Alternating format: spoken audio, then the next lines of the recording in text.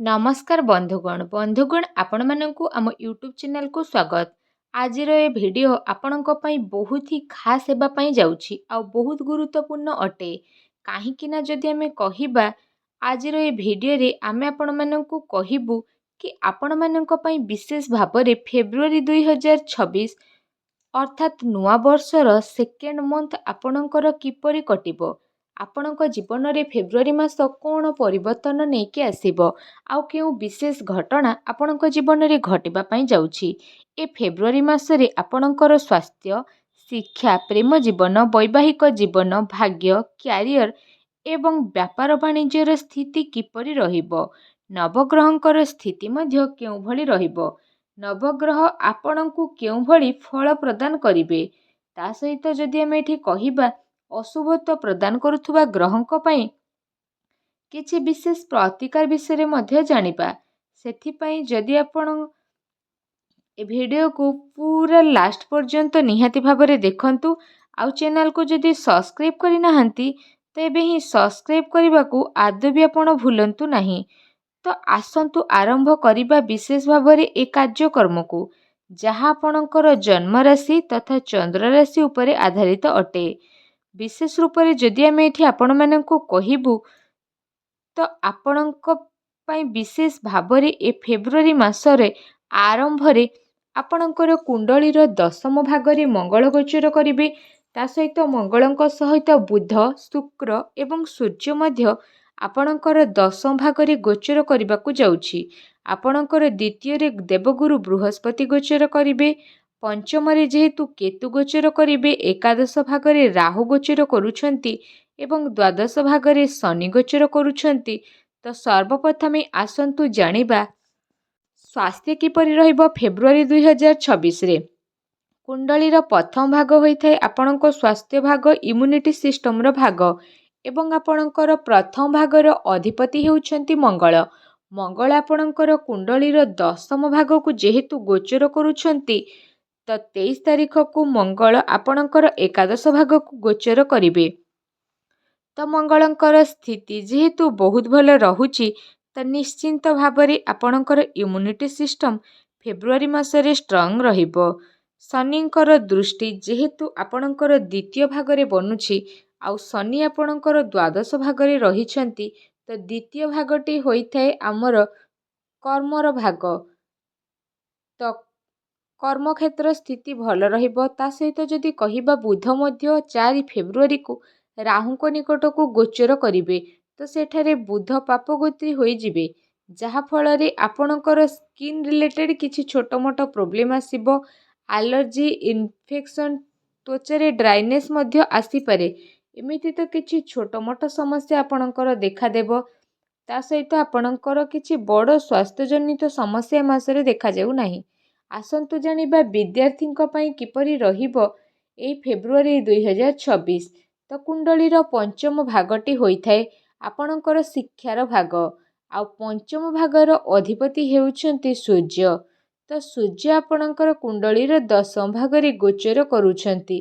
13 February को सूर्य आपणकर एकादश भाग को गोचर करिवे एवं एकादश भाग को आसीबा परे सूर्यंक दृष्टि पंचम भागरे रहिबो। तांकर स्वगृह उपरे जेहेतु रहिबे तो 13 फेब्रुआरी पर विद्यार्थी को निज शिक्षा क्षेत्र में बहुत अधिक सफलता ही सफलता मिलवाक जाउछि। एही 13 फेब्रुआरी पर जदि आपणकर किछि एग्जाम अछि, किछि कॉम्पिटिटिव एग्जाम अछि, प्रतियोगितामूलक परीक्षा अछि तो सेतिरे निश्चिंत भाबरे आपणको शुभफल प्राप्त हेबो। आपण आपणकर परीक्षा रे उत्तीर्ण हेबे। एवं 13 फेब्रुआरी पर जदि आपण किछि एडमिशन नेउछंती, किछि फॉर्म फिलअप करूछंती तो सेथिरे मध्य आपणको अधिक ही अधिक शुभफल प्राप्त हेबो। आपण आपणकर शिक्षा क्षेत्र में बहुत ही अधिक उन्नति करिवे आ अग्रगति करिवे। पाठ पढ़ारे आपणको बहुत अधिक सफलता मिली जिवो। आपणकर पंचम भागरे जेहेतु केतु गोचर करूछंती तो केतुंकर कार्य हेउछि आपणक माइंड को डाइवर्ट करिबा आ आपणको कंफ्यूज करिबा। तो शिक्षा क्षेत्र में से आपणकर माइंड को डाइवर्ट करिवे आ आपणको कंफ्यूज मध्य करिवे। किंतु आपण मने रखिबा उचित कि आपण अन्य कथार न पड़ी ଆପଣଙ୍କୁ ଯେଉଁଟା ଠିକ୍ ଲାଗୁଛି ଆପଣ ସେ ଦିଗରେ ଆଗକୁ ବଢ଼ନ୍ତୁ। ଆପଣଙ୍କୁ ସଫଳତା ଦେଖିବେ ଅବଶ୍ୟ ପ୍ରାପ୍ତ ହେବ। ଆସନ୍ତୁ ଏବେ ଜାଣିବା ଆପଣଙ୍କର ପ୍ରେମ ଜୀବନ କିପରି ରହିବ ଏହି ଫେବୃଆରୀ 2026ରେ। ତ ବନ୍ଧୁମାନେ, କୁଣ୍ଡଳୀର ପଞ୍ଚମ ଭାଗଟି ଆପଣଙ୍କର ସୁଖର ଭାଗ ହେବା ସହିତ କୁଣ୍ଡଳୀର ପଞ୍ଚମ ଭାଗଟି ଆପଣଙ୍କର ପ୍ରେମ ଜୀବନର ଭାଗ ମଧ୍ୟ ହୋଇଥାଏ। ଆପଣଙ୍କ ସନ୍ତାନର ଭାଗ ମଧ୍ୟ ହୋଇଥାଏ। ତ ଆପଣଙ୍କର ପଞ୍ଚମ ଭାଗର ଅଧିପତି ହେଉଛନ୍ତି ଯେହେତୁ ସୂର୍ଯ୍ୟ, ତ ସୂର୍ଯ୍ୟ ଦଶମ ଭାଗରେ ଗୋଚର କରୁଛନ୍ତି ଏବଂ 13 ଫେବୃଆରୀକୁ ଆପଣଙ୍କର ଏକାଦଶ ଭାଗକୁ ଗୋଚର କରିବେ। ଆଉ ପଞ୍ଚମ ଭାଗରେ କେତୁ ଯେହେତୁ ଗୋଚର କରିବେ, ତ କେତୁଙ୍କ ପ୍ରଭାବରେ ଆପଣଙ୍କର ପାର୍ଟନର ଆପଣଙ୍କ ପାଇଁ ଯାହା କଲେ ମଧ୍ୟ ଆପଣ ସେଥିରେ ସାଟିସ୍ଫାଏ ହୋଇପାରିବେ ନାହିଁ। ଆପଣ ଆପଣଙ୍କର ପାର୍ଟନରକୁ କିଛି ଏପରି କହିପାରନ୍ତି, ଏପରି ଆଟିଟ୍ୟୁଡ଼ ଦେଖାଇ ପାରନ୍ତି ଯାହା ଅନ୍ୟକୁ ଭଲ ଲାଗି ନପାରେ। ଯେହେତୁ ସୂର୍ଯ୍ୟଙ୍କ ସ୍ଥିତି ଫେବୃଆରୀରେ ଭଲ ରହୁଛି, ତ ଫେବୃଆରୀ ମାସରେ ଆପଣଙ୍କର ପ୍ରେମ ଜୀବନ ପାଇଁ ସ୍ଥିତି ଭଲ ରହିବ। ଆପଣଙ୍କର ପ୍ରେମ ଜୀବନରେ ସେଥିରେ କିଛି ସମସ୍ୟା ଦେଖାଦେବ ନାହିଁ। ଯଦି ବିଶେଷ ଶୁଭ ଅବଧି ବିଷୟରେ କହିବା, ତ 13 ଫେବୃଆରୀରୁ 23 ଫେବୃଆରୀରେ ଆପଣଙ୍କୁ ଟିକେ ଅଧିକ ସତର୍କ ରହିବାର ଆବଶ୍ୟକତା ରହିଛି। ବାସ୍ ଏତିକି ଯଦି ଆପଣ ସତର୍କତା ଅବଲମ୍ବନ କରୁଛନ୍ତି, ତ ପ୍ରେମ ଜୀବନ ଆପଣଙ୍କର ବହୁତ ଭଲ ରହିବ। ଏବେ ଆସନ୍ତୁ ଜାଣିବା ଆପଣଙ୍କର ବୈବାହିକ ସ୍ଥିତି କିପରି ରହିବ ଏହି ଫେବୃଆରୀ 2026ରେ। ତ ବନ୍ଧୁମାନେ, କୁଣ୍ଡଳୀର ସପ୍ତମ ଭାଗ ହୋଇଥାଏ ଆପଣଙ୍କର ବୈବାହିକ ଜୀବନର ଭାଗ୍ୟ, ଆପଣଙ୍କ ଜୀବନ ସାଥୀର ଭାଗ ଏବଂ ଆପଣଙ୍କର ସପ୍ତମ ଭାଗର ଅଧିପତି ହେଉଛନ୍ତି ଯେହେତୁ ଶୁକ୍ର, ତ ଶୁକ୍ର ଆପଣଙ୍କର ଦଶମ ଘରେ ଗୋଚର କରୁଛନ୍ତି। ଆଉ 6 ଫେବୃଆରୀକୁ ଶୁକ୍ର ଆପଣଙ୍କର ଏକାଦଶ ଭାଗକୁ ଚଳନ କରିବେ। ତ ଶୁକ୍ରଙ୍କର ସ୍ଥିତି ବହୁତ ଭଲ ରହିବ। ଦଶମ ଭାଗରେ ମଧ୍ୟ ଏବଂ ଏକାଦଶ ଭାଗରେ ମଧ୍ୟ ଭଲ ସ୍ଥିତି ରହିବ। ତ ବୈବାହିକ ଜୀବନ ଏ ଫେବୃଆରୀ ମାସରେ ବହୁତ ଭଲ ରହିବ। ଆପଣଙ୍କର ଜୀବନସାଥୀ ତାଙ୍କର ପର୍ସନାଲ ଲାଇଫ୍ ଏବଂ ପ୍ରଫେସନାଲ ଲାଇଫ୍ରୁ ବହୁତ ଗ୍ରୋ କରିବେ। କୌଣସି ନା କୌଣସି ଅପରଚ୍ୟୁନିଟି, କୌଣସି ନା କୌଣସି ବଡ଼ ଡିଲ୍ ଆପଣଙ୍କର ଫାଇନାଲ ହୋଇପାରେ। ଆପଣ ଆପଣଙ୍କର ଜୀବନସାଥୀକୁ ଏ ଟାଇମ୍ ପିରିୟଡ଼ରେ ବହୁତ ଅଧିକ ସପୋର୍ଟ ମଧ୍ୟ ପ୍ରାପ୍ତ କରିବେ, ଯାହାଦ୍ୱାରା ପ୍ରତିଟି ସ୍ଥିତି ଆପଣଙ୍କ ପାଇଁ ଶୁଭ ଓ ଲାଭଦାୟକ ଭରା ସାବ୍ୟସ୍ତ ହେବ। ତା ସହିତ ମଙ୍ଗଳଦାୟକ ମଧ୍ୟ ସାବ୍ୟସ୍ତ ହୋଇଯିବ।